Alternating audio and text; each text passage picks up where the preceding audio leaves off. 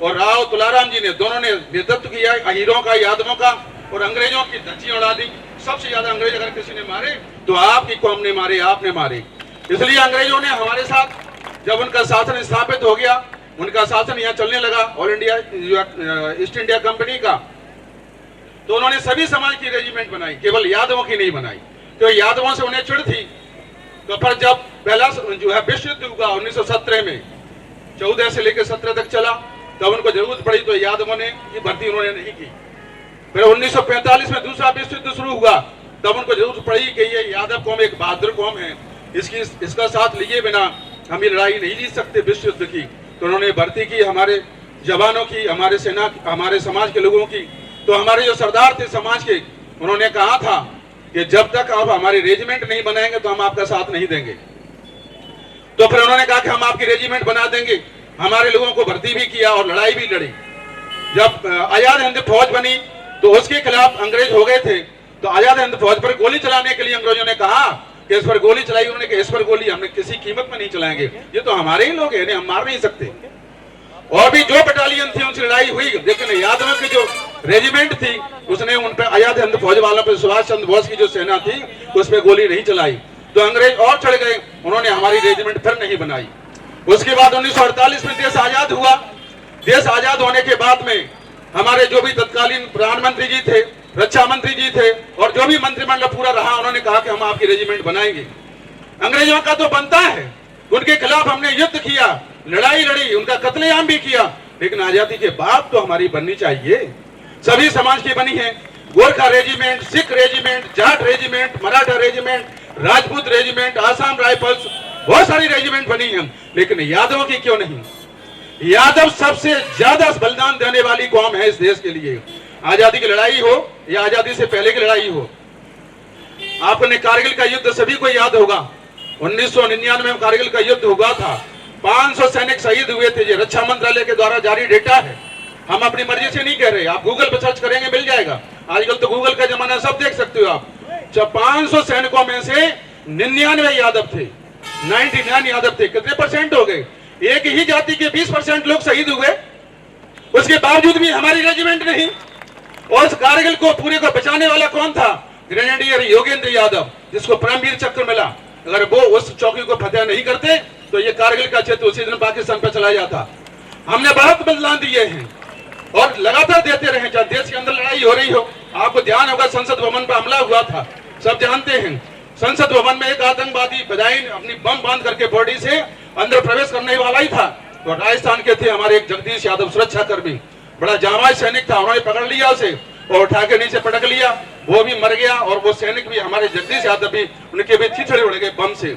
अगर वो लेकर के अंदर चला जाता ना, तो अटल बिहारी वाजपेयी जी उस समय प्रधानमंत्री थे, लाल कृष्ण आडवाणी जी भी अंदर ही थे, सारे के सारे नेता देश के अंदर थे, एक भी नहीं बचता अगर हम रक्षा नहीं करते तो। लेकिन हमारे साथ शुरू से ही अन्याय होता रहा है, आज भी हमारे साथ कोई न्याय नहीं है।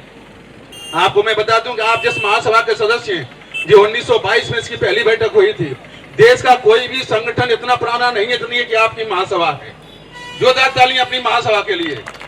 1922 में इस महासभा की पहली बैठक हुई वहां पर, उसमें प्रयागराज में। और 1924 में आपकी महासभा का गठन हुआ, जिसके पहले अध्यक्ष थे चौधरी बदन सिंह यादव जी पूर्णिया वाले, जो है उन्होंने ये इसका महासभा का गठन हुआ। 1930 तक सरकारी दस्तावेजों में भी अंग्रेजों ने हमारे साथ चाल चली कि यादवों का कहीं नाम ही नहीं था, कोई ग्वाला, कोई गोप, कोई चरवाई, ऐसे लिख रखा था। लेकिन यादव अहीर जो कौम, जो इतिहासों में और पुराणों में प्रसिद्ध है, आप उठा करके देख लीजिए, कोई पुराण को, श्रीमद् भागवत को उठा कर देख लीजिए, किसी भी पुराण को उठा कर देख लीजिए। लेकिन पुराण अगर पढ़ना चाहिए, आप पढ़ते नहीं होंगे, मुझे पता है कि नहीं पढ़ते, हम सब लोग ऐसे ही है। पुराणों और साहित्य को पढ़िए, यादवों से भरे पड़े हैं, आपसे भरे पड़े हैं।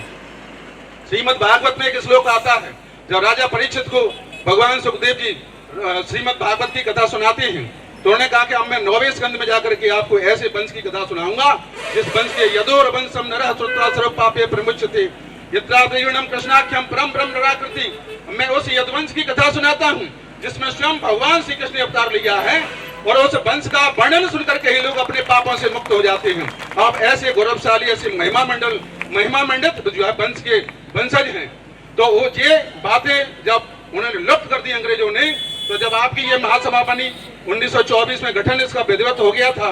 पूरे देश के यादव समाज के सरदार वहां पहुंचे। पहले तो संसाधन के साधन भी नहीं थे, लोग महीनों में पहुंच पाते थे। तो जब देखा 1930 में, तो हमारी महासभा ने जो गवर्नर थे भारत सरकार के, उनसे कहा कि हमारी कौम का तो इसमें कोई उल्लेख ही नहीं है, दस्तावेजों में, सरकारी कागजों में हमारा कोई यादव अहीर कहीं लिखा ही नहीं है। तब उन्होंने उसको लिखवाया और आपकी पहचान उन्होंने करवाई इस देश के अंदर, आपकी इसी महासभा ने। उस समय से लेकर के लगातार हम संघर्ष करते आ रहे हैं, हमारे पूर्वजों ने किया और आज भी हम कर रहे हैं। और ये संघर्ष जारी रहते हुए अभी कई राज्यों से, जैसे कि मैंने बताया, घूमेगा। और 18 नवंबर को जब तक आप जंतर मंत्र को भरेंगे नहीं, मेरे भाइयों, आपको अधिकार तो मिलेगा नहीं किसी कीमत पर, क्योंकि ये लोकतंत्र है। लोकतंत्र में जनता में ताकत होती है, राजतंत्र में राजा में ताकत होती थी। जब तक आप अपनी ताकत नहीं दिखाएंगे, आप मांगेंगे नहीं, आप छीनेंगे नहीं, तब तक आपको कोई देने वाला नहीं है। इसलिए केवल इतने से काम नहीं चलेगा कि आज हम यहाँ इकट्ठे हैं, हमने ये आंदोलन की एक कलश यात्रा कर ली, लेकिन ये संकल्प लीजिए कि एक एक आदमी जो यहाँ आया है 100 के बराबर है, और वहाँ दिल्ली खड़कों को भरना है। पूरे भारतवर्ष के लोग आएंगे, आपको मिलेंगे। विभिन्न प्रकार के हमारे जो संप्रदाय जो बने हैं देश में, जातियां हैं, उनके भी लोग आ रहे हैं, क्योंकि ये मांग केवल यादवों की, हमने जैसे बलिदान दिया यादवों ने, तो केवल यादवों के लिए थोड़ी दिया था, पूरे देश के लिए दिया। रक्षा तो पूरे देश की संसद भवन में भी कम से कम 25 सांसदों ने वहां लिख करके दिया, और भाषण में भी कहा कि यादव कौम एक बहादुर कौम है और इसका रेजिमेंट बनना चाहिए। आपको पता है 120 यादव सैनिक जब चीन से लड़ रहे थे, उधर से 5000 सैनिक थे, इधर से मात्र 120 थे। तो जब युद्ध लगातार चला, 18 घंटे युद्ध चला, आपको ये जानकारी सब प्राप्त करें। 18 घंटे के युद्ध में अंग्रेजों के कम से कम 2,500-3,000 चीनियों के 2,500-3,000 सैनिक मर गए। तो बोले कि ये है क्या बवाल, ये खत्म ही नहीं होना चाहते, पता ही नहीं पड़ रहा कि ये कितने लोग हैं। उनको ये डाउट था कि ये हमसे भी ज्यादा है। तब धीरे धीरे अंग्रेजी सेना तो टिड्डी दल की तरह चलती है, संख्या की वहां कमी है नहीं। जब बढ़ते बढ़ते ऊपर आए तो उन्होंने देखा ये तो मात्र 120 है, और हमारे तो उन्होंने हजारों मार डाले। पर जब युद्ध हुआ तो वो गाना एक आता ना, एक ने 10-10 को मारा, तो ऐसे लता मंगेशकर ने गाना गाया था। आप हमारे साथ वहां भी चलूंगा, उसमें सारी जातियों का नाम दिया, लेकिन यादवों का नाम नहीं आया, जबकि यादवों के अलावा में लड़ने वाला कोई नहीं था। जो है प्रदीप जी ने गाना लिखा कि हम जो है, हम जब देश में थी दिवाली वो खेल रहे थे होली, जब हम बैठे थे घरों में वो झेल रहे थे गोली। कोई सिख, कोई जाट, मराठा, कोई गोरखा, कोई बंगाली, सरहद पर मरने वाला हर देश था भारतवासी। लेकिन उनमें यादवों का नाम तब भी नहीं है। हमें किसी से कोई आपत्ति नहीं है, सब बहादुर कौम है, सब लड़ी, लेकिन वो तो यादवों की रेजिमेंट थी। यादवों के ऊपर गाना बना, यादवों के ऊपर फिल्म बनी, लेकिन नाम यादवों का नहीं है। तो ये हमारे साथ अन्याय शुरू से ही होता रहा है, लेकिन अब वो हम नहीं झेलेंगे, अब नहीं झेलेंगे हम, क्योंकि इस देश की हम लड़ाकू कौम है। इस देश की रक्षा के लिए हमने हमेशा ही अपने प्राणों का बलिदान दिया है। अही रेजिमेंट बनने तक हम चाहे अपने प्राण द्वारा से देने पड़े, लेकिन ये मांग कभी बंद नहीं होगी। अही रेजिमेंट बनेगी तो ये मांग बंद होगी। बहुत बहुत धन्यवाद।